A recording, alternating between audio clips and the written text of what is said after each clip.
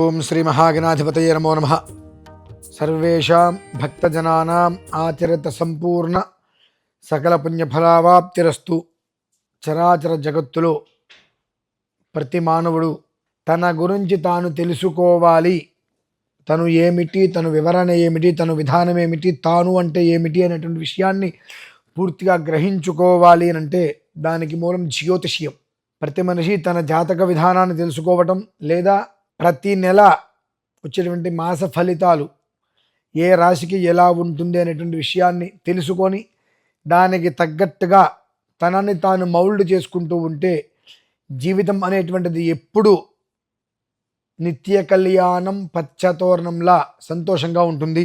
దానికి మనం చేయవలసింది ఏమిటి అంటే ఖచ్చితంగా ఏ సమస్యగా మనకు అనిపిస్తున్నా మన జాతకం ఎలా ఉంది అనేటువంటి విషయం పరిశీలన చేసుకోవడం ఒకటి.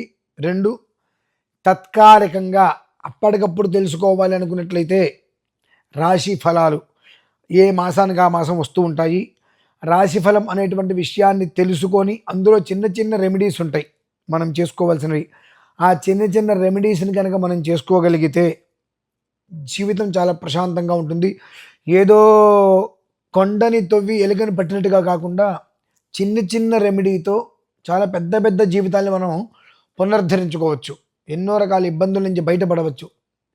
దానికి చేయవలసింది ఏమిటి అంటే ఒకటి, రాశి ఫలాన్ని విని అర్థం చేసుకొని చిన్న చిన్న రెమెడీలను ఆచరించి తాత్కాలికంగా ఉపశమనాన్ని పొందడం. రెండు, మన జాతకాన్ని పరిశీలనగా ఒకసారి పూర్తిగా చూపించుకొని దీర్ఘకాలిక శాశ్వత ఉపశమనాన్ని పొందడం అనేటువంటి రెండు విధానాలు.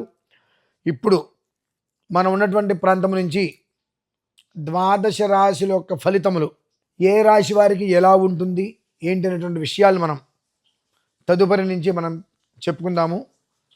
ఇక్కడితో ఈ వీడియో స్వస్తి. నెక్స్ట్ నుంచి ఖచ్చితంగా మీరందరూ కూడా పరిశీలనగా చూడండి. ద్వాదశ రాశులకి కూడా క్లుప్తంగా అర్థమయ్యే రీతిలో 12 రాశులకి వివరణ మీకు అందజేయబడుతుంది. స్వస్తి.